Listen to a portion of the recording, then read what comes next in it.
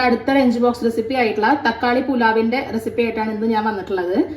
Pan വെച്ചിട്ട് അതിലേക്ക് 2 table സ്പൂണോളം സൺഫ്ലവർ ഓയിൽ ഞാൻ ഒഴിച്ചിട്ടുണ്ട്. ഇതിന് പകരം നിങ്ങൾക്ക് വേണമെങ്കിൽ നെയ്യ് യൂസ് ചെയ്യാം കേട്ടോ. എണ്ണ ചൂടായിട്ടുണ്ട്. നമുക്കിനി ഇതിലേക്ക് കറുവപ്പട്ട, ഗ്രാമ്പൂ അതെല്ലാം ഇട്ട് കൊടുക്കാം. എൻ്റെ കയ്യിൽ ബേ ലീഫ് ഇല്ല, അതുള്ളവർ ആഡ് ചെയ്തോളൂ കേട്ടോ. ഇതൊന്ന് മൂത്ത് വരട്ടെ.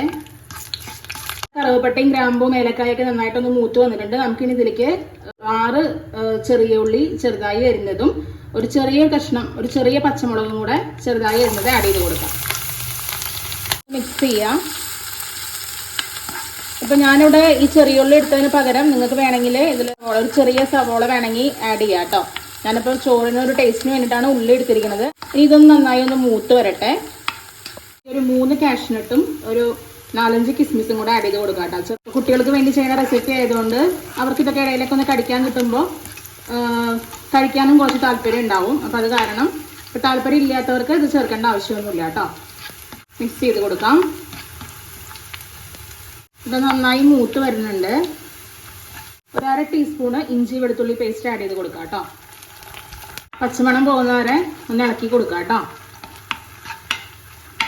ഇതെല്ലാം ഏകദേശം മൂത്ത് വന്നിട്ടുണ്ട്. നമുക്കിനി ഇതിലേക്ക് ഒരു ചെറിയ തക്കാളി ചെറുതായി അരിഞ്ഞത് ആഡ് ചെയ്ത് കൊടുക്കാം. നന്നായി ഒന്ന് മിക്സ് ചെയ്യാം.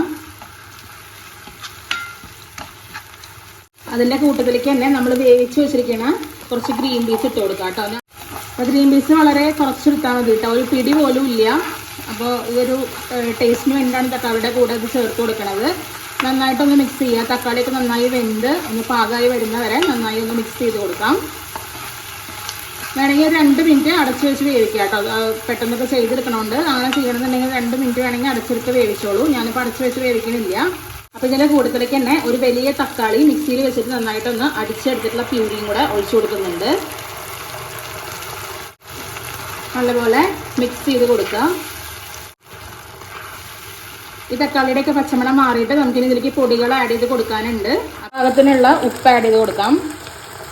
1/4 ടീസ്പൂൺ മഞ്ഞൾപ്പൊടി, 1 ടീസ്പൂണോളം മുളക് പൊടി, 1/2 ടീസ്പൂൺ മല്ലിപ്പൊടി, ഇതെല്ലാം കൂടെ ചേർത്തിട്ട് നന്നായി ഒന്ന് മിക്സ് ചെയ്ത് കൊടുക്കുക. കാശ്മീരി ചില്ലി പൗഡർ ആഡ് ചെയ്യേണ്ടവർക്ക് ആഡ് ചെയ്യാം. ഞാനിപ്പോൾ ഇത് ചെയ്യുന്നില്ല കേട്ടോ. നോർമൽ മുളക് പൊടി മാത്രമേ ആഡ് ചെയ്യുന്നുള്ളൂ. ഇനി ഈ പൊടികളുടെ പച്ചമണം പോകുന്നവരെ നന്നായി ഒന്ന് മിക്സ് ചെയ്ത് കൊടുക്കുക.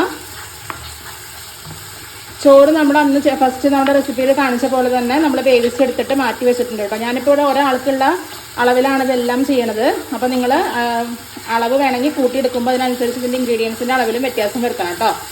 നന്നായിട്ട് മിക്സ് ചെയ്ത് കൊടുക്കുക. ഇപ്പോൾ ഇത് ഗ്രീൻ പീസിലും ചോറിലും സെപ്പറേറ്റ് ഉപ്പിട്ടിട്ടാണ് വേവിച്ചിരിക്കുന്നത് കേട്ടോ. അപ്പോൾ നമ്മൾ ഈ ഒരു മസാലയിലേക്ക് ഉപ്പ് ആഡ് ചെയ്യുമ്പോൾ വളരെയധികം ശ്രദ്ധിക്കണം. കുറച്ച് ഉപ്പ് മാത്രമേ വേണ്ടൂ. മസാലയ്ക്ക് ആവശ്യമായിട്ടുള്ള ഉപ്പ് മാത്രമേ ആഡ് ചെയ്ത് കൊടുക്കാൻ മതി കേട്ടോ. ഏകദേശം കുഴഞ്ഞ് പാകമായി വരുന്നുണ്ട്. നമ്മൾ ചോറ് വേവിച്ച് മാറ്റി വെച്ചിട്ടുണ്ട്. അപ്പോൾ നമ്മൾ ഫസ്റ്റ് റെസിപ്പിക്ക് ചെയ്ത പോലെ തന്നെയാണ് ചോറ് വേവിച്ചെടുത്തിരിക്കുന്നത്. ഒരു ചെറിയ കഷ്ണം പട്ട, അതുപോലെ തന്നെ ഒരു 2-3 കരയാമ്പൂ, ഏലക്കായ, ഒരു 2 ഏലക്കായ, പിന്നെ കുറച്ച് ഓയിലും കുറച്ച് നാരങ്ങ നീരും കൂടെ ആഡ് ചെയ്തിട്ടാണ് നമ്മൾ ചോറ് വേവിച്ചെടുത്തിരിക്കുന്നത്. ഞാൻ കുക്കറിലല്ലാട്ടോ ചെയ്തേക്കണേ, സെപ്പറേറ്റ് ആയിട്ട് വെള്ളം തിളപ്പിച്ചിട്ട് അതിൽ ഊറ്റിയെടുക്കാൻ ചെയ്തേക്കണം. ഒരുപാട് വെന്തുടയരുത്, കാരണം നമ്മൾ ഈ മസാലയിലിട്ട് ആദ്യം ഇളക്കേണ്ടതാണ്. അപ്പോൾ നോക്കൂ, നമ്മുടെ മസാല അടിപൊളിയായിട്ട് നന്നായി വെന്ത് എണ്ണയൊക്കെ തെളിഞ്ഞ് വന്നിട്ടുണ്ട്. അപ്പോൾ നമുക്കിനി ആ റൈസ് ഇതിലേക്ക് ആഡ് ചെയ്ത് കൊടുക്കാം. ഈ മസാലയും റൈസും കൂടെ നന്നായിട്ടൊന്ന് മിക്സ് ചെയ്തെടുക്കാം കേട്ടോ. അപ്പോൾ വളരെ എളുപ്പവും അതുപോലെ തന്നെ വളരെ ടേസ്റ്റും ആയിട്ടുള്ള നല്ലൊരു റൈസിൻ്റെ റെസിപ്പിയാണത്. അപ്പോൾ എല്ലാവരും ട്രൈ ചെയ്ത് നോക്കുക. ഇതാ നമ്മുടെ ചോറ് ഏകദേശം ഇവിടെ റെഡി ആയിട്ട് ഇരിക്കുന്നുണ്ട്. അപ്പോൾ സ്കൂൾ ലഞ്ച് ബോക്സിലേക്ക് മാത്രമൊന്നുമല്ല, ഓഫീസിലേക്ക് വേണമെങ്കിലും നമുക്കിതൊക്കെ കൊടുത്തയക്കാവുന്നതേ ഉള്ളൂ. ചോറിട്ട് മിക്സ് ചെയ്യുമ്പോൾ ചോറിലേക്ക് എല്ലാം ആ ചൂട് കയറണം കേട്ടോ. എന്നായിട്ട് കുറച്ച് മല്ലിയിലയും കൂടെ തൂവി കൊടുക്കാം.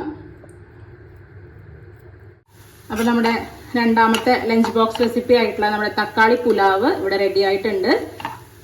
നമുക്കിനി ലഞ്ച് ബോക്സിലേക്ക് മാറ്റാം. അപ്പോൾ വളരെ ഈസി ആയിട്ടുള്ള നമ്മുടെ തക്കാളി പുലാവ് ഇവിടെ റെഡി ആയിട്ടുണ്ട്. അപ്പോൾ ഉറപ്പായിട്ടും എല്ലാവരും ഇത് ട്രൈ ചെയ്ത് നോക്കണം. ട്രൈ ചെയ്ത് നോക്കിയിട്ട് ഫീഡ്ബാക്കൊക്കെ അറിയിക്കുക. കുട്ടികൾക്കൊക്കെ ഇഷ്ടപ്പെട്ടു എന്നുള്ളത് നിങ്ങൾ കമൻറ്റ് ബോക്സിൽ ഒന്ന് പറയണം കേട്ടോ. ചാനൽ ആദ്യമായിട്ട് കാണുന്നവർ സബ്സ്ക്രൈബ് ചെയ്യുക. അടുത്തുള്ള ബെൽ ബട്ടൺ കൂടി പ്രസ് ചെയ്യുകയാണെങ്കിൽ നമ്മളിടുന്ന പുതിയ വീഡിയോസിൻ്റെ നോട്ടിഫിക്കേഷൻസ് നിങ്ങൾക്ക് ഈസി ആയിട്ട് കിട്ടും. അപ്പോൾ ഇതുപോലെ പുതിയൊരു വീഡിയോ ആയിട്ട് നാളെ കാണാം. അതുവരെ എല്ലാവർക്കും നന്ദി, നമസ്കാരം.